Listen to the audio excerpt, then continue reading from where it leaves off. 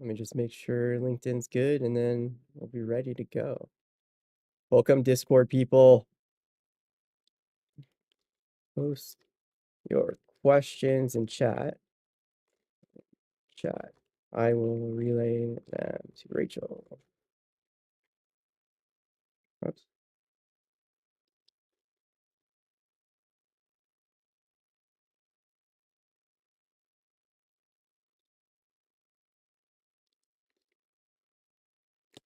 Hey, love. I was a mentor over on Discord. Lawyer. All right, I think we're good to go now. Yeah? LinkedIn, you good? It's always the funky one. People that have been with us a lot hear that every single time, multiple times a week. Yes, we're good. All right, perfect. With that now, Rachel, please introduce yourself to everyone.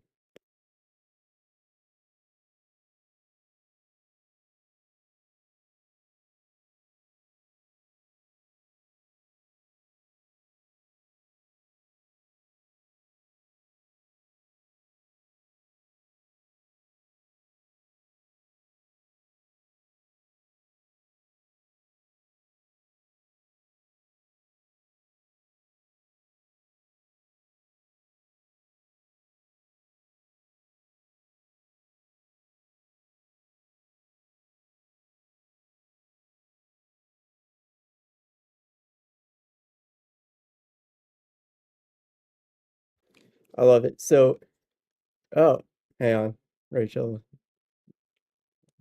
Hearing that there's audio problem on Twitch from you. Hang on. Let me figure this out. Apologies for a slight delay, but those that can hear me, please post questions for Rachel in the text chat if you're not on Start Motto where we're hosting this. And I will relay those questions, read them to Rachel together, and then Rachel will answer them. So while we're taking a moment to make sure that Rachel's audio is working on Twitch, please take a moment to check out Rachel's LinkedIn and look at the posting. I'll post actually that real quick. Rachel's one moment on that. Must make sure that everyone can hear you appropriately before we do that, because that would be absolutely wonderful. 1 second. Again, apologies for technical issues. It was working yesterday just fine.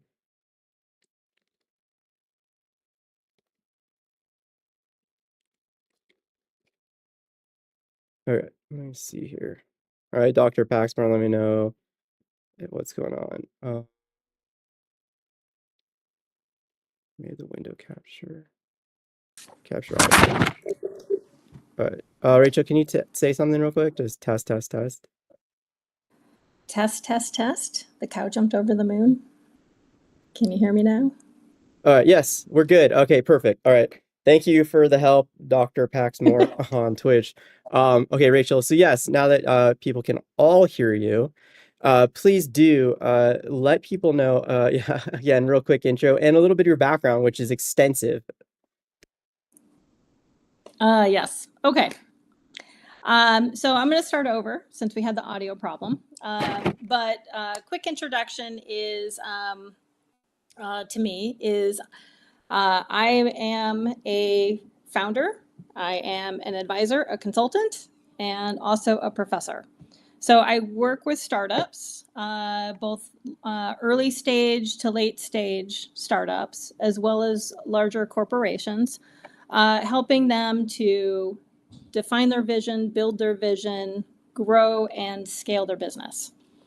At the same time, I'm also a professor. So having taught with Northwestern University, with Kellogg School of Business and McCormick School of Engineering, also at UC Berkeley, where taught innovation and entrepreneurship for many years.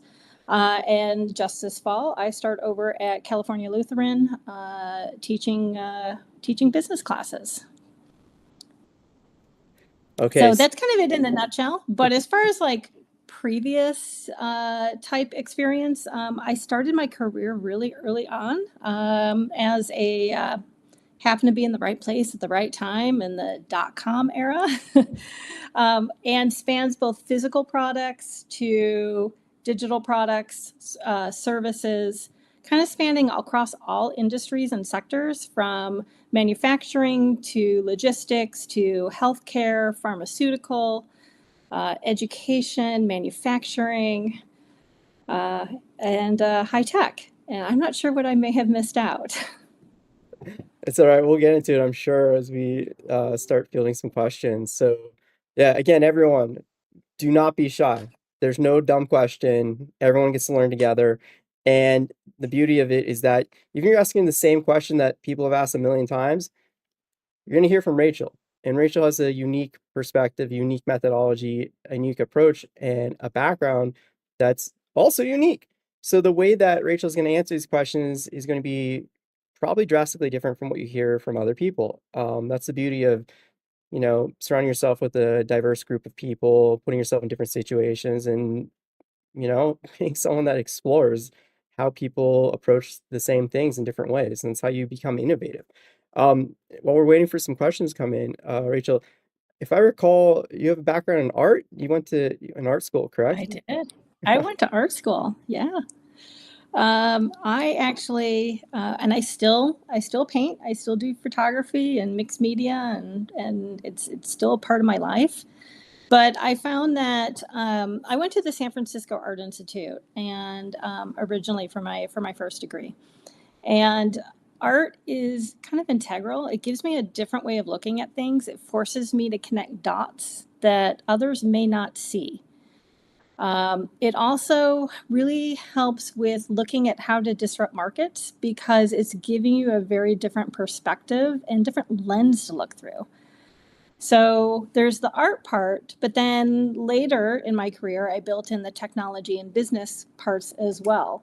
And so these kind of three core areas really work together to be able to look at it from, hey, is this something that's really unique that's going to differentiate the market? Is it something that's really keeping people up at night that really want to be able to, that is going to provide that stickiness in their lives and help in a really meaningful and impactful way? To, hey, is this a solid business plan? Is this viable? Is it feasible? Is it something we can actually build? And what is our, phase, V1 to V2 going to look like in order to get it out there quickly? And so you can start iterating and learning as you go. I love that. And my background too is also in art photography. And I think we talked a little bit about this after one of the events Mm-hmm. about how experience design, everything results in an experience, whether you're making a service or Yeah. a product, right? And even as a leader, right? If you're a founder and you're trying to recruit co-founders and then hire people and build a team, you need to be aware of the fact that your success largely depends on how well you can provide all these other people that you're working with and ultimately rely on with an enjoyable experience and benefits. And the process of creating a photograph at art school really taught me the methodology of being aware of design thinking and the outcome that I want people to have as an experience with the photograph that I want to produce, but then utilizing the limited resources and understanding and skills that I had at the time to get as close as possible to achieving that. So I'm curious, with your own art background and product and customer service and all these other areas that you've worked in and consulted in and advised in, how much do you find the methodologies of producing art applies to all these other areas of business or product or service? Um, it's integral. I mean, there's no way to separate it. So, for example, when you walk past an Apple store, you know it's an Apple store before you've even seen a logo. You see a product, you know it's an Apple product before there's no logo on it. You don't need a logo. It's done by the form, the design, the material, the how you interact with it, both macro and micro moments. As part of that experience, from the time you um, go to you're investigating to that this is something that you want to purchase to the time that you actually have it in your hands and you're unboxing it, to then to also being able to use it. And I mean, like, just I'm looking for something on my desk, but like, the AirPods, for example, is a good example, right? It's very seamless. The user doesn't need to think about it. It's very what's the word I'm looking for? There's like a visceral response when you hold an AirPod, and that's something that comes from art, because of the fact that it's allowing you, it's part of an expression, both you as an individual, but then also as that product. But it's the experience to be able to get to that point. And the experience is everything from the time you call customer service to the time you stand in line in a queue um, to actually using a product or service. And it's something that needs to be thought of throughout.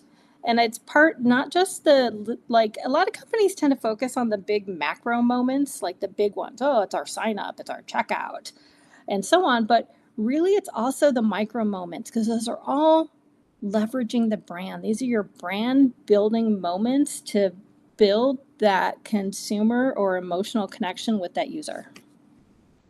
I love that because it's so encompassing in different areas from big and small. And like early Apple was incredible with how much attention they had for every experience that you're gonna have, like every touch point with that company. Like, yeah, Yeah. like the packaging, it was like such a fun, unique experience. Like the way, everything was like put together and the design, like the simplicity of it all. Mm-hmm. It was a work of art. And that's like the one of the few things that Apple's really retained since Steve Jobs, like left was the cohesion in the packaging. Some of the product designs have definitely gone awry. Like the best examples, the whatever the Apple mouse was when the plug was on the bottom. It's like, how is that? What's the Yeah, there's usability some there? blunders out Like, there. yeah, yeah. But like it's still like, yeah, like those types of examples are so great. Another one that I love is Zappos, like early Zappos, where Yeah. delivering happiness was their slogan, and they lived and died by that, to the point that, like, there's a whole story called Delivering Happiness, I think. That's what it was with, like, by Tony Hsieh before he passed. And like the awareness of everyone that has any interactions with this company, our goal is to make them feel a bit of happiness in some fashion. So people would call their customer support and be like, "Hey, I just got to New York. I don't know who to call. What's the best pizza place I can find in this block?" And they'd be like, "Oh, I got you. Let me tell you." Right? And they do a Google search if someone, back then they didn't really have, like, easiest access, like, on their phone for that stuff. But just crazy stories like that. So yeah, I really love that, and how that played out. And we're getting some questions, which is awesome. So let's jump into that. So first up, we got Ray Caldwell over on LinkedIn asking, what's your best advice for startup founders regarding time spent as a percentage of each workday on sales, operation, and planning? So essentially, like, yeah, how do you project manage the entire business and focus on these different areas? Which one are you prioritizing, and by percentage? I don't know if, like, it can be that accurate, but if you got that, let's hear. I I think it's going to be different for everybody, because it depends on what your strengths are. Um, and the question I would have is, are you a sole founder, or you have other co-founders? Because you want to make sure that when you're selecting co-founders, that you're looking at things like, are they adaptable? Are they curious? Are they seeking? Are they resilient? What's that team culture? Because even just with the two people, you're starting to build a team culture right there. But as far as startup metrics, I kind of think about a, a couple of different things. Like, one would be, how do customers find you? How do they respond? What's the appeal of the offer? Part of it's like acquisition, part of it's activation. But then also, like the retention of those, referrals, and obviously revenue. So the question would be, probably to kind of push back would be around what's the makeup of it. Actually, it's a question if he's listening. um, what else can you tell me? Yeah, Ray, if you want to share some more context to help. And I think it's really important that you're calling attention to this, Rachel, in terms of like, yeah, like the value of contextualizing what you need to focus on at the stage you're at, right? And the makeup of your Yeah. business, your team, and all of that.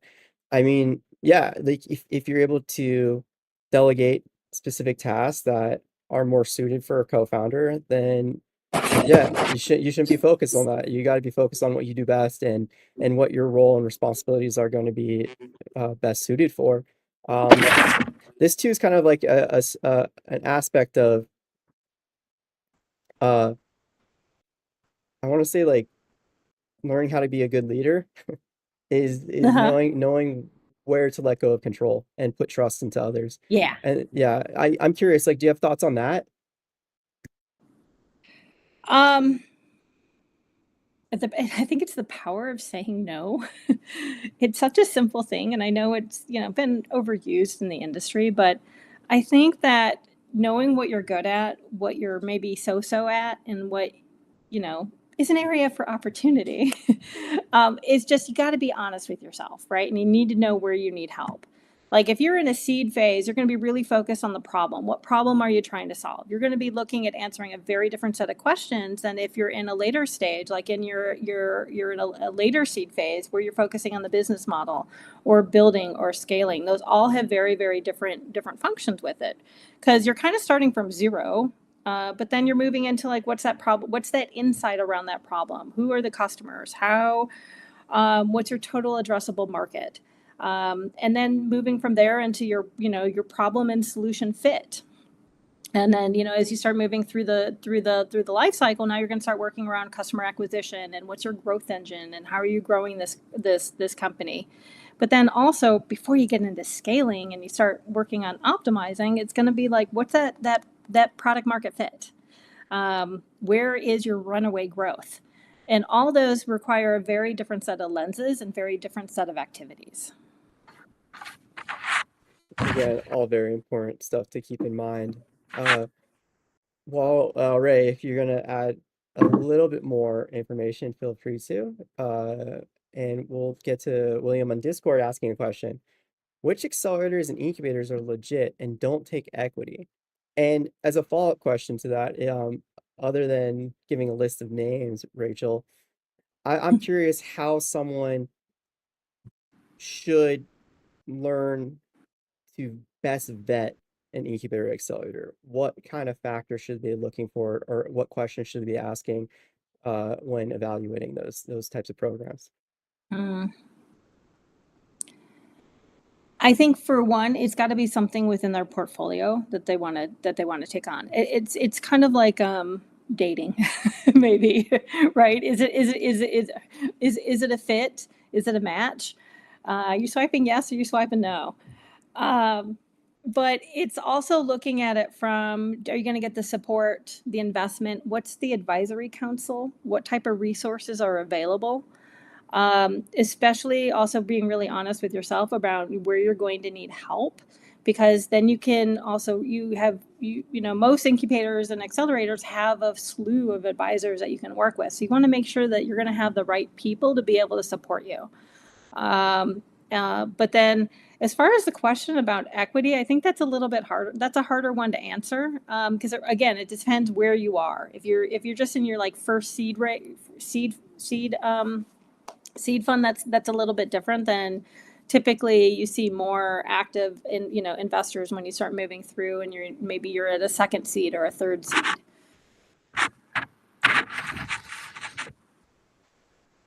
Yeah, absolutely. I think like yeah, like a lot of these programs they do have like investment theses or at least Mm-hmm. some version of that if they're not calling it outright their investment thesis. Totally. But I mean, so much of success is definitely about matchmaking. And I'm curious because we talk about this a lot with different mentors as well. What's your like first step when it comes to figuring out what's a good match for yourself. And you kind of touched on a couple of these factors already in some of your answers, but I mean, like, does it start with your mission statement, your value statement, your culture statement? Does it start with, some other factors? Does it start with yourself? Like, in order to like find a good match, you need to know what you're matching to first, right? So what's your process for that? Yeah. Well, my first thing would be to look at what are my core competencies.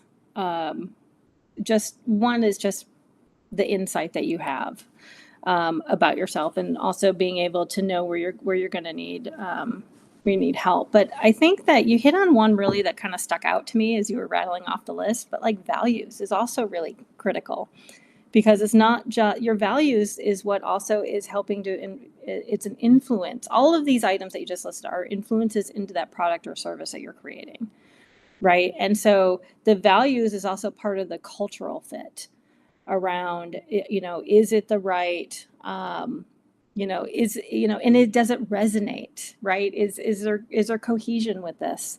um, is it going to be able to help aid you as you go through this process? And then there's also the tangible things like support and other core pieces. But I think it's part of when you're in an early stage, you're looking at things like experimentation and what are the mechanics around that. You're looking at the early start of, being able to like look at what's the evidence that you're learning from the different, maybe it's different experiments that you're running in order to help to define what that final product market fit is going to be. What are those activities? How are you changing in light of the data? But sometimes you need somebody else to help show data in a different lens, because we all bring our biases to the table, whether we're aware of them or not, whether they're conscious or subconscious. And these are all things that can heavily influence us. It can also really make or break a startup. No, I love that. It's really good to hear. Um, yeah, so many people I feel are skipping a lot of very critical steps in laying a foundation for, Mhm. themselves, either building a career or building a business as an entrepreneur, but also when it comes to building the product, building the service that you're going to build a business around. And what you talked about regarding Apple took so much effort to lay the proper foundation and build a cohesive brand around those very critical guiding principles, right? Um, Mhm. I'm, kind of curious as kind of like a contrast. What are some examples that you've seen where a company has had great success, but then ultimately failed because they moved away from what that foundation was, and it led to their product or their brand recognition, that cohesion just exploding or imploding, right? Like just ruining everything. The ones that come to mind are like Kodak, Xerox. I know they're dated now, but like you look at like Kodak, right? I mean, and I pick it because being in photography, I grew up with Kodak, but it was like about innovation, and they were such an important, vital new area. But when it came to the introduction of digital, like my interpretation from the outside is that there was that it's now a large bloated company, um, and it's harder to get the rhythm of innovation when you're heavily matrixed. It's kind of like, the corporate culture can sometimes be like a wet blanket coming over and just psh, innovation. um, but in Apple, it's also around things like it's done even with like each hire that's brought in, each full-time hire, to make sure that they have the right mindset to be able to help, grow this culture. Because it's not just a lot of companies think, oh, we're top managers or executives or founders, and, everybody else will just, you know, kind of fall in line. It doesn't work that way. Each and every, just like your customer experience, everything is an important part of that process. as you're moving through it. Like when I go to hire, I have a funny set of questions that I ask. And if anybody's interested, feel free to email me. I can give you a copy of it. But, things like, I want people that seek inspiration and learning from different sources, people that have an opinion. They're being able to bring information in that case from the outside in and not just inside out. And that's a really critical piece for any company, large or small, because it shows that employee is going to be acquiring new skills, new information. They're going to be looking at both societal and behavioral trends that are happening out in the market.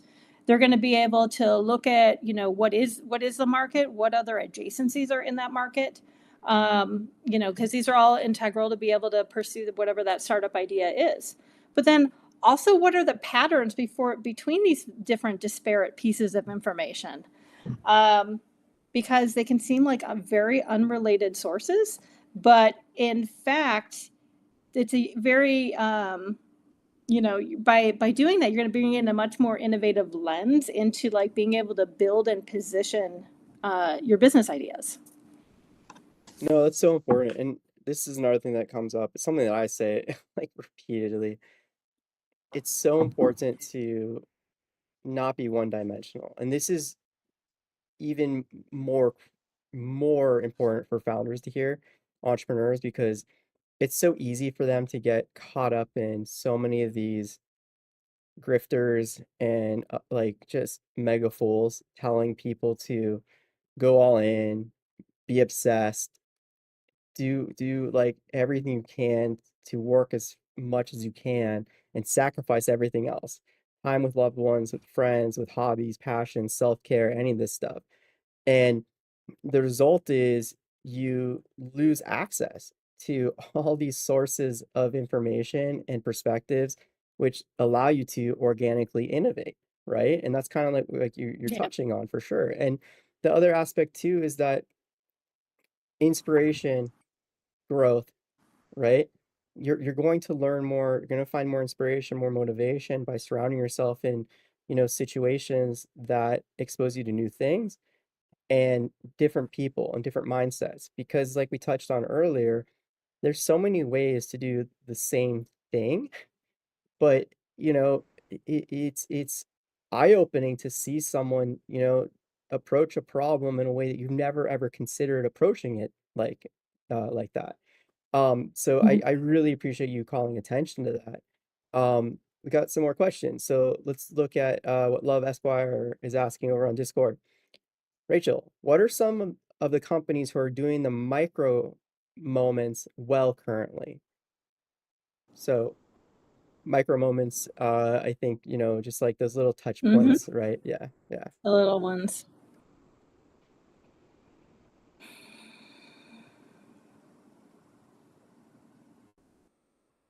Good question. I do default to Apple, but I feel like I've been talking about Apple too much. Um, I think that, um, there's like different, apps and whatnot that are definitely, that are doing some kind of nice stuff with it. But I think that as more and more acquisitions and mergers are happening, and not that it's just saying it's right now because it's an ongoing, constant thing, but I think um, it's a little bit challenging as companies get older and larger to be able to kind of to emphasize that because for example, if your marketing campaign is going out and it's completely off brand, then uh, you've just even though it's on different platforms, people think, oh, that's for Instagram or that's for Facebook or that's for this or that's for that. But in fact, it's all your brand, every single moment there. So that email, that ad, that reel, everything is heavily associated with that brand. I would say, every and I'm pausing because I think every company has needs there's area for opportunity, but I think Adobe's doing a pretty decent job at quite a bit, especially with some of their later apps that have come out over the last couple of years. um, They definitely are constantly evolving it. Their marketing, their branding, the touch points, customer service, filing a ticket, all of those.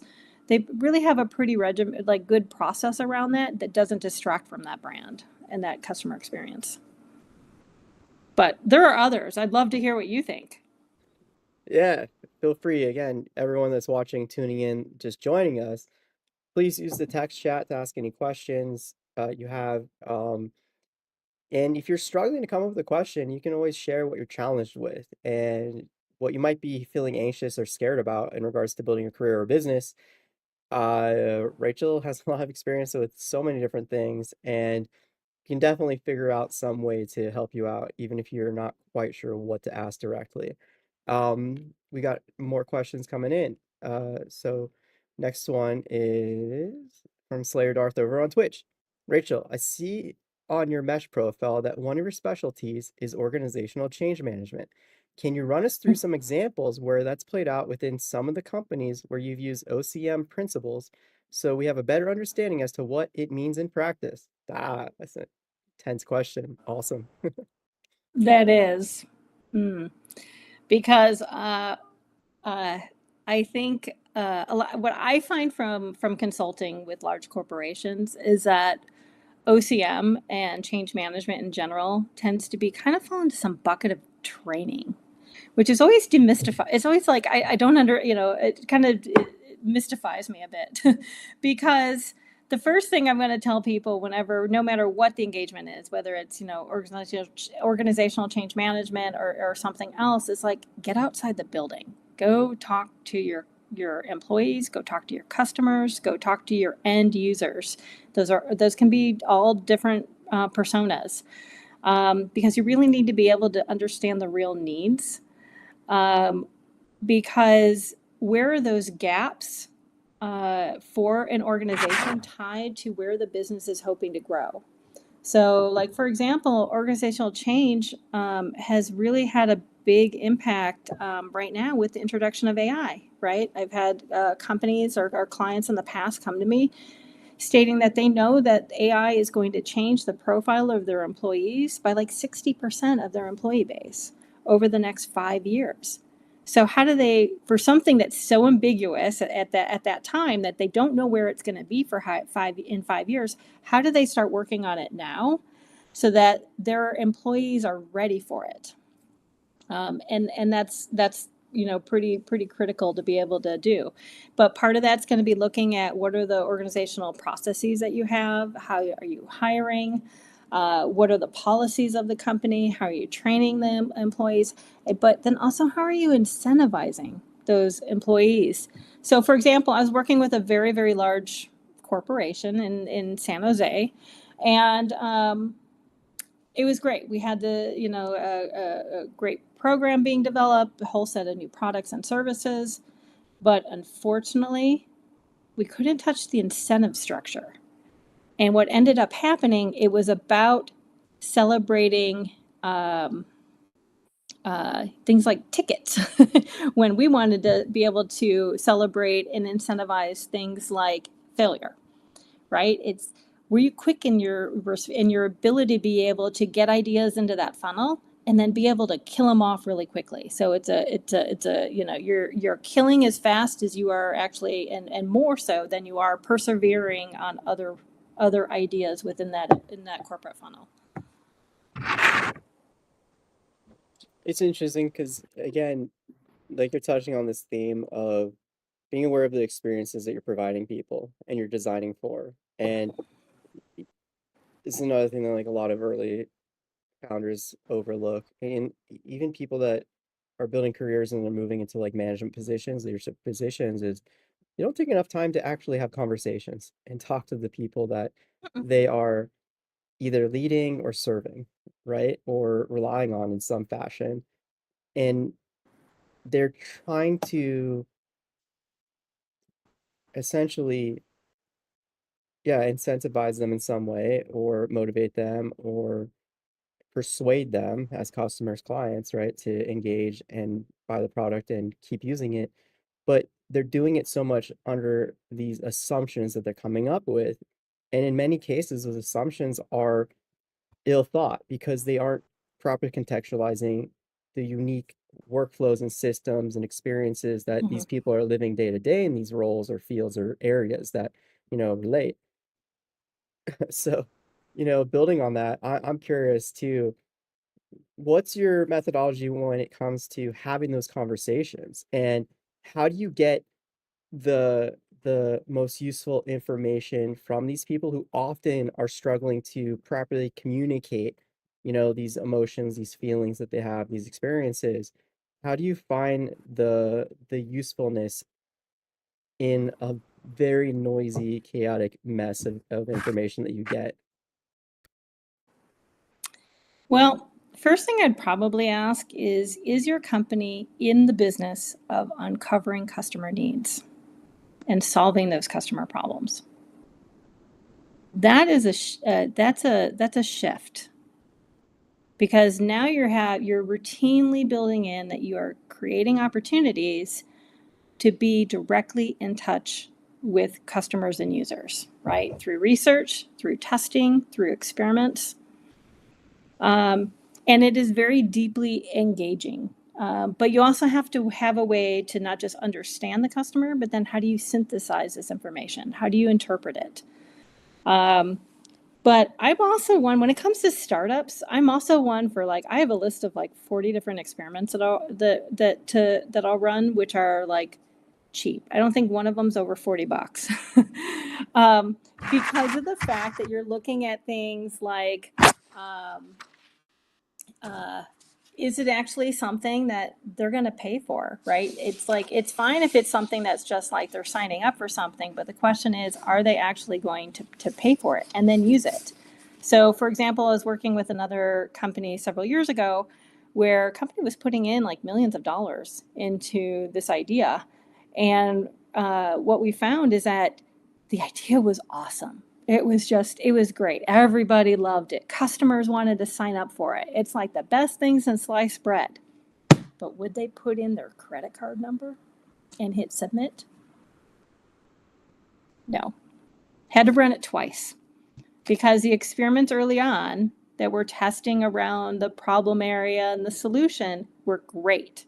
But when it came to the to the actual ability to pay for it, nobody would pay. And that is a really hard lesson to learn for any company, or so you want to be able to kill those ideas off very quickly, but take the learning that you've learned from that and put it into something else, because just by listening, as you're going through how you're synthesizing data, you're going to come up with things that are completely different. Maybe it's an adjacency, or maybe it's another market, or maybe it's the same problem but in a different industry, and those are the ones you're going to want to go after. So the question is like it's a bit of an art and a science. There is no like one size rule for that, but just know that your data can't just come from one person. It's got to come from multiple people. You're going to be using things like there's surveys, which is one kind of data endpoint. There's usability testing is another one. Even just doing some task analysis is a great little easy thing to do with like, get, five, friends and family friendlies that, but be careful with the families because when you're the founder, they don't want to hurt your feelings. So try to get people that actually fit your user base, or what you perceive to be your user base, because that's going to give you a lot of good information. Yeah, I also like, your example of essentially doing the surveys and people saying, "Oh, we love this, we want this," but then running the Yep. actual product validation test where they have to commit to what Yep. they're saying and show that buy-in, and then it was a failure of a test, right? So Mm-hmm. yeah, it's so important to recognize the differences in what these tests are in terms of collecting research and data and what they mean in terms of like market validation versus product validation. Mm-hmm. So yeah, that's really great. Um, okay, so Yeah, I think there's yeah, also a part around what people say versus do are very different. right? And that's something that you just got to keep an eye on when you're talking to customers, because um, that can be very different. And that's what I experienced with that one example, because it challenged also all the executives, right? The board, the institutional knowledge, um, but yet the data was right in front of us, right? And you have to be able to like cite that the experimentation and the research results really clearly. Yeah, yeah. That's why again, like it's so important to follow up with that, you know, proper product validation test where they have to back up what they're saying and see if it's possible. But I love too what you're calling attention to in regards to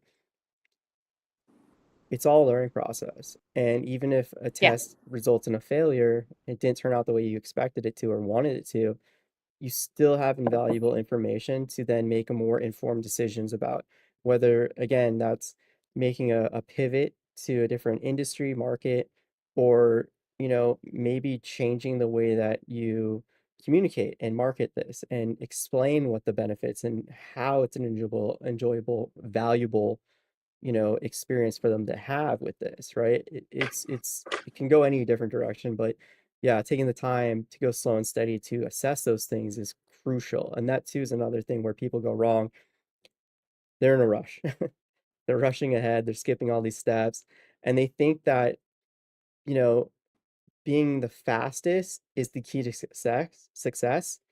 And it's not about doing it the best. And you can be there, fifth, seventh, 18th, 100th in the market if you're doing it better than the rest because you have a deeper understanding of who you're serving and how to serve them properly. Again, with an enjoyable experience, with benefits, either easier access to those benefits others are offering or more benefits than the others are offering, it's going to create more value and it's going to resonate with more people. So I'm also curious before we jump to the next question from Ashar, what's your take and feelings on uh, striving for that balance of going slow and steady, but not wasting time, right? You're still moving forward, you're still making progress to the best of your ability, but within that realm of control. I'm a big fan of design sprints. Like, I think there's a lot you can learn just in a week. So, in fact, if I remember correctly, Google Glass, I think the original concept was made in a week. Maybe it was, two by the time they actually had like a working prototype. But like, and look at how that's changed everything that we're doing. So I think that um, it's good to give that structured focus to it, to be able to like quickly be able to experiment. It's a rhythm, right? Because you want to do it quickly and then start to kind of then build on to what's the next step that you need to test, right? It's ultimately at the end of the day, it's it's a scientific process, and we need to be able to rule them out, early, right? So like, what did your experiments tell you? Are you getting clear yes no outcomes? What have you learned about running these different experiments? Do you have the right customer? Are they really passionate about this? Like, is it a problem that's like so acute that it's keeping them up at night? Um, you know, um, are you going to be able to develop this in a reasonable amount of time? But there's that learning layer that is going throughout all of this as you're moving through the different phases, right? Who's your beachhead customer segment? How has your understanding changed? Um, what are your customers' top three priorities? And like, how is the solution actually solving it, right? And being able to address them in very meaningful and impactful ways. That's going to be able to take them away from their, maybe a competitor or, some other workaround that they're doing. But then also knowing things like, hey, what's happening in the industry right now, right? I mean, there's things like there's new tech, there's different legislation that's constantly coming out right now, and especially if you're working in a high risk area, there's a lot of regulatory as well, and that will automatically start forcing what are those direct or adjacent competitors. So, um, uh, but I think it's like part of it is as you move into the later stage, it's what are the values that you need to have to build this scalable business? Because now you're starting to move towards like you're going to build and scale. And how are you actually being able to improve those values through your experiments? Because you don't want to lose that experimentation engine. You want to keep it going as you're going through the process. And then continuously, right? You may be later stage, but now, like, what are you learning from customers? How are they using this product or service? Are there specific times a day or different seasons that it's much more? And then what are those key engagements, right? What are those usage metrics that you're tracking? Because we tend to just focus on whatever, Google gives us on our dashboard, but that's only a little piece of the picture. So how are you going to get the other ones? How are you going to get those other data points? Because now you're going to start looking at later stage, like you're refining the product, right? You're adding new features, you're expanding on features. But you still need to be able to answer the question, like, is this solution significantly better than a different kind of solution? And then how are you quantifying that? Because you got to have the data to show it. That's so good. And again, just continuously building on the theme of contextualizing things appropriately. I love it. Ashar over on Discord asks, I have an offer and I'm trying to sell us to home services. I want to know if this offer is really worthwhile. So Ashar's trying to understand what they can do to test and see if the offer that they're offering these home services has value. And this is an early stage, like, like we are just touching on, you're just Mhm. explaining, right? Like the surveys and then product validation tests. So, what's your advice for Ashar to do a proper survey of the intended customers? And with that, how would they even define what their target customer profile is? And then what experiment would you recommend at this very early stage to test with that product validation? Um, is it physical or digital? Or we don't know. I don't know. I'm going to Okay. guess it's It's okay if we yeah, don't. digital, I believe. Yeah. Okay. So first thing I'd probably do if you have a new product that you want to test out in the market would be to actually put up a website and do a sign up, join the beta. It's going to help to show whether there's interest in it or not. And then when it comes time to actually, so it'd be sign up for your interest would be probably the first one. Two would be sign up for the beta. Third test might be, okay, now we're ready to launch and you're going to, go ahead and you're ready to purchase. The question is, are people going to put in their personal information into the form? You're not in a place to like keep that information probably yet. And you definitely don't want to, if you're not, uh, uh, haven't been fully set up, obviously with IRS and whatnot, you don't want to collect any of, there's other personal information that you may not want to hold on to. But you could do something like fill out this, form, put in your personal information, and then it just throws up an error 404, right? You're not taking any information, period, right? So there's no, as far as I understand, granted, I've done this in more regulated kind of environments, um, but if people are putting in their name and address and just throwing up a 404, then but you still know that that field was dirty. You'll be able to tell whether they're filling it out or not. So it's just a really lo-fi way to do it. And then run like a $40 marketing, Facebook marketing campaign, assuming you may be going after an older crowd, Gen X, boomers, aging parents, and thinking home services, right? So you got to think about like who are your customers, where might be the right place to run this experiment, given the demographics. And then you're going to have to put a little bit of money into trying to do a reach out. But that's one easy way. Another way would be with the survey. It's like, hey, I've got this idea. And you just put it out on LinkedIn and friends and family. And will you please fill out this survey? It takes no more than 2 minutes. Keep it short. If you got 10 pages, you're not going to get anything. People drop off after the first 1 or 2 pages. And you can easily do that for free using a Google form. But I would also think about when you're doing it, think about the questions you're asking, whether it be a survey, whether it be a telephone, or or a message or whatever you're using. You want to keep them consistent so that you can actually start to look at the trends and patterns.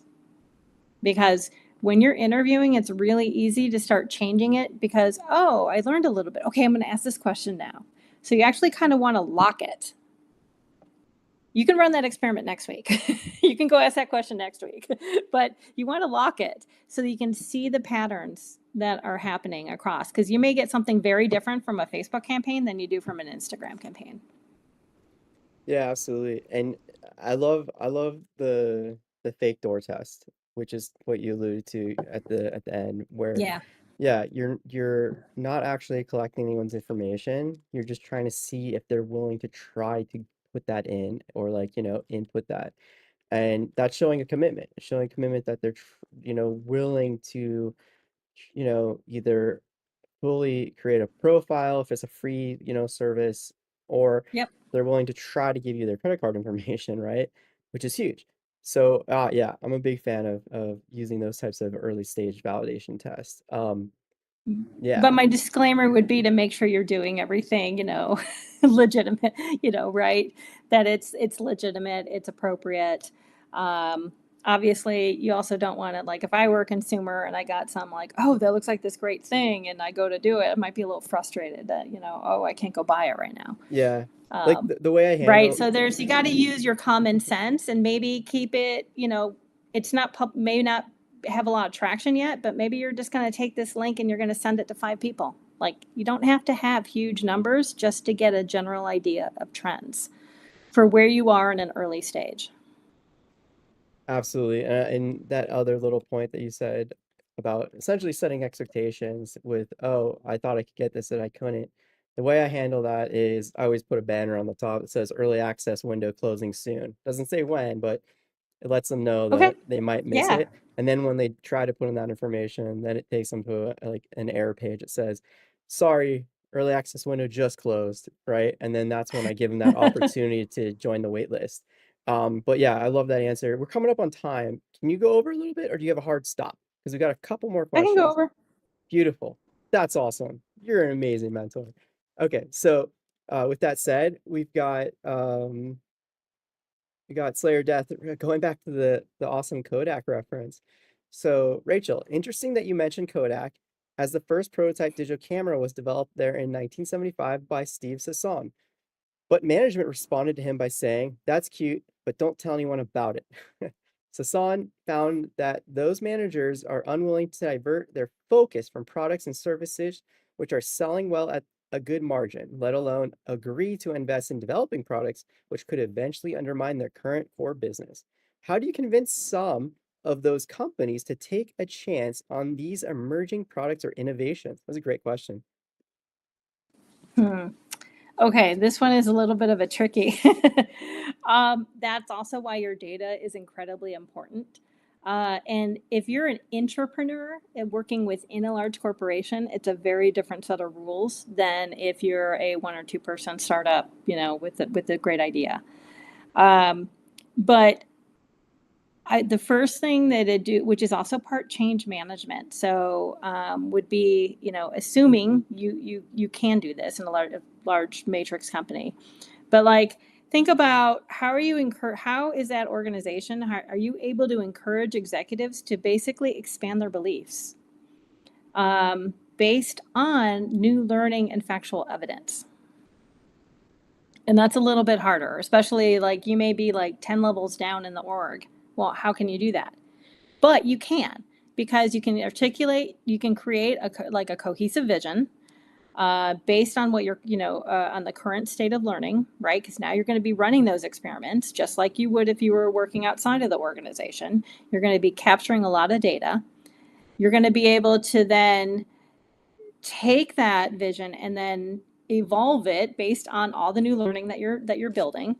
Um, but then you're also looking at how are you going to help to clarify issues, biases. There's a risk in a large corporation of like That's just truth. Like, how much, if you think about every company you've worked for in the past, right? It's just, we've always done it this way. That's just the way it is. That's fact.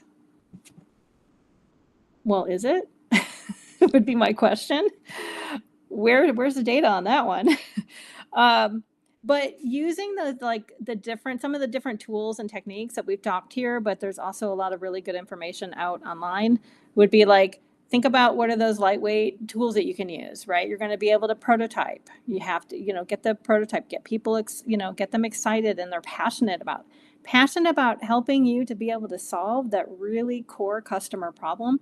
Most companies are not going to say no to that, right? But then when you take it from that point to now moving it into, within the organization, now you got to align the team. You got to align maybe their sponsors or partners. There's other stakeholders, both internal and external. So that, that does require some acumen. But, I do find that most companies do want to innovate.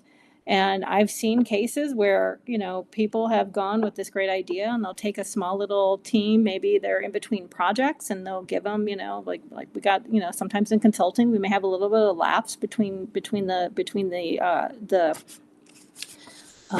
contracts. Well, let's go solve for a customer's problem. Let's put together a solution that's really going to help solve this. That's going to really solve those customer needs and solve those customer problems, because this is what actually is a win-win for the company, because it's going to then allow you to move into more of as you move throughout that process, into more of that growth phase, right? So now you're going to be looking at things like acquisitions and referrals and stickiness. But you're also going to be able to demonstrate and show the data that you're able to build in these multiple forms and moving across these different multiple functions within the organization as well. It's a very awesome, complex answer. I hope that's helpful to you, Slayer. I know, I'm trying to summarize it as short No, as it's I can. amazing. Okay. That's a good, meaty question. Yeah. Okay. Okay, so we have another simple one from Ashar. What is one thing you think young entrepreneurs overestimate and one thing they underestimate? The number one thing that I see, and this kind of answers both at the same time, which is people fall in love with the solution. Case after case, founders fall in love with the solution. They don't fall in love with the problem. You got to fall in love with the problem first. Because now when you've fallen in love with the solution, now your data, your experiments are going to be geared, even subconsciously. A lot of people aren't even aware that they're doing it, but it's going to be geared more towards, how do I validate my assumption? But what you really want to do is test those assumptions. And that's a bit of a reframe. I really love that answer. And it's so right. And this too kind of like touches on something else that comes up often, and something that I leave out often when I'm talking about those guiding principles: mission statement, value statement, cultural statement, vision statement. I often don't put too much emphasis on that one, because much like you're talking about, the vision is very much the solution, right? But as you run these experiments and you test your assumptions and you learn more and you have more conversations and gain more insight and understanding about all the different stakeholders that you rely on for this business to succeed, the ecosystem that you need to build with these people, it's going to evolve. And you might pivot, you might change directions, and the values can always stay the same. The culture can always stay the same. The mission can always stay the same. But the vision, the solution, those are likely going to change drastically from what you first set off on your path to, create and work towards. And yeah, I really appreciate that answer so much. I think it's wonderful. Okay, so next question we got from Peter. Do you think technology could help two people who care about each other but keep misunderstanding each other by helping them see each other's perspective, find common ground, and actually follow through on what they agree on? I've got a lot of thoughts on this one, but I'd like to hear yours.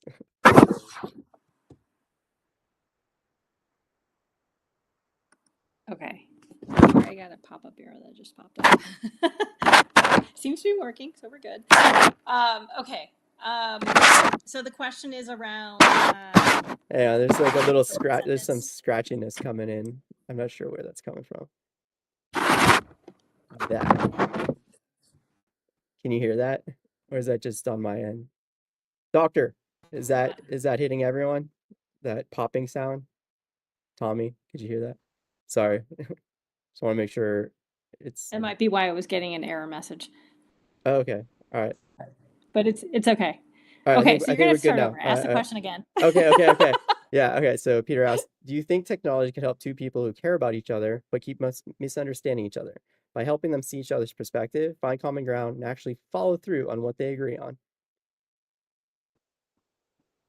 I think technology can, but I also think that there's a face to face that is also really important because much of our communication is done through the body. It's not just what you say. And different cultures put more of an emphasis from verbal to nonverbal communication. And that's something that we aren't really taught or we ever think about. So, for example, that in certain cultures, I kind of think about like twinning, like when if you have if I was lucky to have a twin, um, that they kind of talk in a way where they already know what each other are saying without really ever saying it in some cases. Um, but like in the US, we tend to we're very much like we communicate a lot. But in other cultures, there's not so much communication because it's going to be done through the eyes, the hands, the body, the not, the way the head moves. And there's a lot there that's really important. So I find that when just kind of even answering this question, it's like, yes, technology can help, but because of that nonverbal communication, it's really important to have face to face. And you can do it over FaceTime or WhatsApp or whatever. It doesn't mean that you can't be there in person, but it's using that technology in a remote way. It also helps to build empathy and a connection with that individual, which builds trust, right? It's harder to build trust if it is without a face attached to it. Thank you for that amazing answer. So important. And I think this touches on something that I'm curious about your thoughts on. A lot of people, they rush to apply technology to create a solution or utilize it as a solution. And in my opinion, technology is just a tool to automate systems and workflows, right? And that could be basic, old school, like the punch card computer systems. It could be an algorithm. It could be like, whatever people are referring to as artificial intelligence these days, right? But at the end of the day, these these technological tools are still reliant on the people programming them and their ability to understand the systems and nuances of what it is they're applying the technology to. And so like you're talking about, like you can't just like have technology solve human problems, especially if the humans are struggling with human emotions and an Yeah. understanding of each other's, body language and communication and trust and so much of those issues are not going to be fixed by anything technological. They need to be fixed by other humans, whether that's mental health professionals, a lawyer helping people like get all the terms in place before they start engaging with each other, or any number of other things, and a self-awareness for yourself and understanding what is causing you internally to have these sorts of reactions and kind of like responses in a way that is not productive, right? So yeah, I just really again appreciate that um, answer and that insight into the human element of being a human, right? It's so important. It's beautiful. Yeah, let me see. Yeah, the human is critical, with a lot of it. And I think that it's important to just in order to keep that keep that connection. Especially there's this fear of like AI taking over humans or whatever, the latest theory is. Um, but I think that ultimately it's a tool, right? I mean, technology is a tool, and I don't mean to, I'm not, I've been working in tech for many years, so I'm not belittling it in any way. It's just, it's a tool to help us to be able to do our job, to better optimize, to find efficiencies, to be creative. But ultimately, there still is a human connection between people at the other end, and we can't lose that. Absolutely. I love it. Dr. Paxmore says, one of your mentors gave a very good anecdote about how they used a human to do some programmatic job in analog as an MVP. And yeah, this is something that comes up often too. And like one of my biggest kind of bits of advice for founders that are trying to create something, especially software to automate things, is when I was working in user experience products, I would always try to build and design systems and manually run them first before I apply any technology. Just doing the human things, using whether it's like, notebook and pencil and a physical phone or whatever else it is, just make sure the Yeah. system works. So, yeah, that's also important to start from. And then Dr. Paxman Yeah. also says this space grossly overvalues computer technology and LLMs.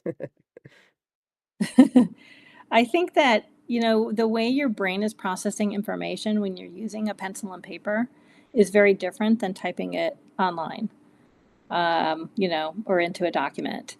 And it's really important to be able to have that. Like I, being a visual, having started in art, like I constantly am writing. It's the way I process because I'll sketch, I'll draw. If I'm going to do a little prototype, I'm going to actually like make it with folded paper, or I'm going to use some balsa wood and make a model, right? And I'm going to put that in somebody's hands. So, for example, working for a large tech company that we all know on a first name basis, we put together a paper model that like folded to show it, and then we put magnets on the back. So with pieces of foam core, that was our first prototype. It's like some combination of straw and magic. But to see how people would assemble it to be able to show that this is something that it's something that they would use or want, at the end of the day, it's a piece of stimulus. And I love the fact that paper, pencil, foam core, stickies, it's also throwaway. And so you don't, it's because you have the physicalness of it, you don't fall in love with the solutions as much because it's throwaway at the end of the day, right? You can take that sticky and you just rip it up and it's gone, right? You move on, you get on a new pad. Um, and that's important for an entrepreneur has this idea that wants to take it to market. I love that. And yeah, I, I love doing those prototypes that way. I love using a notebook and pencil, and for all the reasons you said, there's a different tangible feeling to it, but also when it comes to the long run, if you're a founder, you want to, build something, especially software.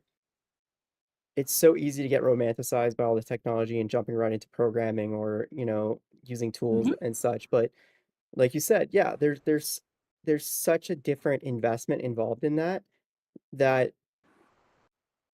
you get a little bit too attached to it.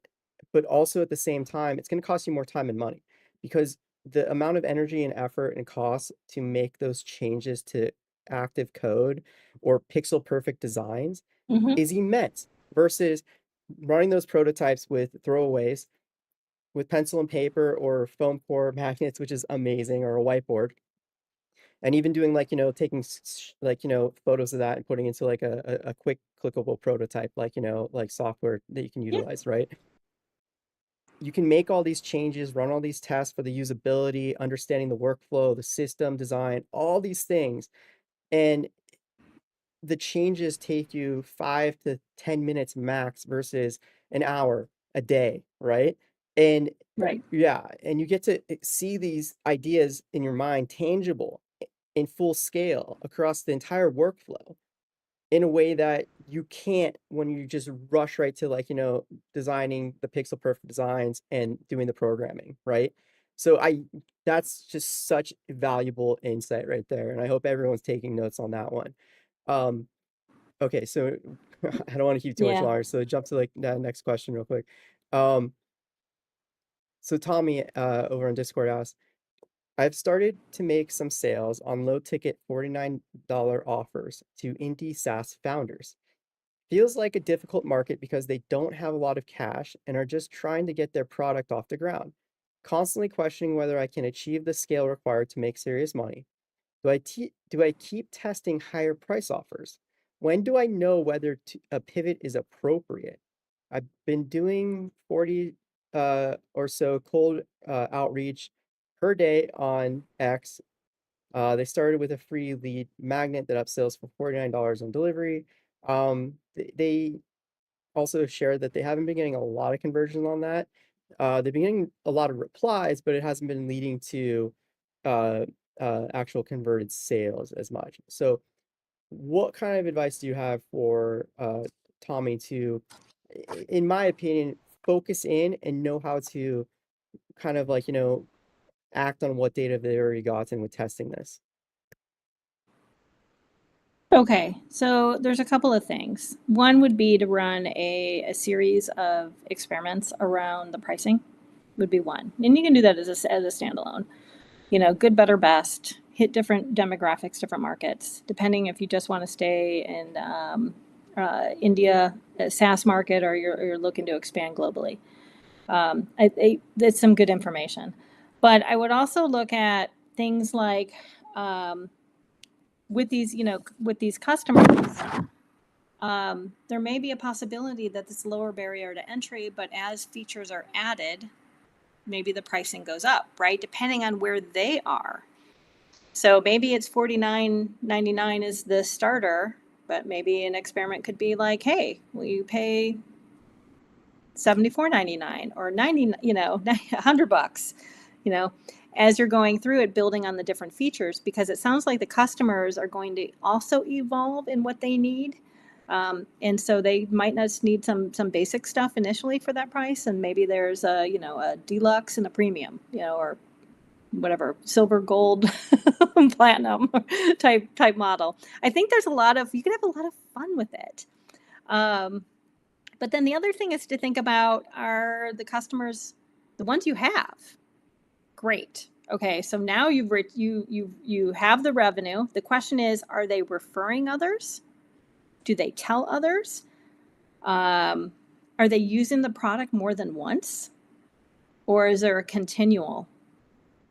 How are they engaging? Are they actually, you've already, if you're closing on some of this revenue, like people are following through, right? They're putting in their credit card, they're, $49, but how are you building the engine to get the word out? Because now it's a different set of experiments that you can run there, right? So, for example, just an idea, which could be maybe there's a referral, right? Some of them work, some don't. Try it out, find out. So $49, but if you want to test out, maybe that priced high? Is that too low? So send a survey to your existing customers. What other features are they looking for? To your perspectives would be, how much would you be willing to pay for this? And then, but lastly, it's going to be around those referrals, because that's going to help start building that growth engine. And so you're kind of shifting from, you have this idea, people are purchasing it today, it's in this one phase, but now you need to look at, okay, well, where's the growth and what does that look like? Yeah, it's really important. Hopefully that's helpful. Okay, I so mean, feel free, Gary. You probably have other ideas too to throw in there. no, I think that's great. And yeah, I don't want to again take up too much of your time. And you let me know, like, yeah, if you have a hard stop and you gotta go. But yeah, again, yeah, I deeply appreciate you going over. Um, I've got a hard stop in 5 minutes. okay, 5 minutes. Okay, so uh let me see real quick. What's gonna be the best final question to end on? I mean, maybe I'm trying to look. think that was it. Yeah. 'Cause we had some good chat. I posted some messages that were coming in from Slayer and some others talking about stuff. So yeah, I think that's it. I think that's perfect. Okay, awesome. Okay.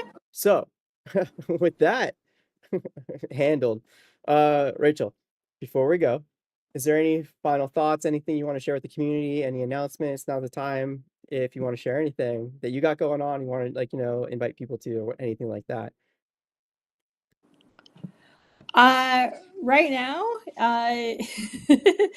nothing heavily planned, but I am more than willing. If people have questions, feel free to connect with me on LinkedIn.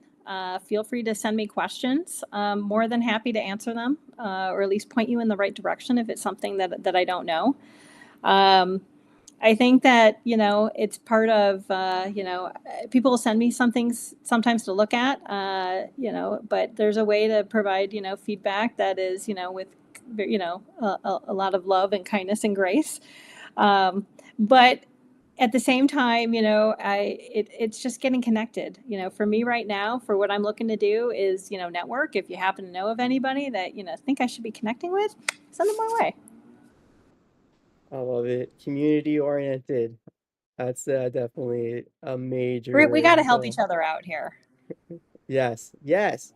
And the best part too, again, like not to rant too much because you're gonna go, but focus on being authentic. Focus on being a service, Yeah. right? Like just be a good neighbor to each other. Don't be transactional. Don't be in pitch mode. Like that goes back to, again, don't be one-dimensional obsessive about what you're trying to do, whether it's building a career or business. Just be a normal person that can share in lots of different interests and fun different things that life offers you. So yeah, Rachel, you were amazing and you went so over time. So thank you so much for being so You're generous with welcome. that. And yeah, the questions or excuse me, the answers you gave were so insightful and wonderful and complex. So thank you so much for that. And I hope to have you back. And yeah, hopefully I'll see you on Friday at the lunch. So with that, Okay. yeah, Planning on it. heck yeah, perfect. Okay. Take care, everyone. Okay. Have a fun Awesome. time. Okay. Thanks, everybody.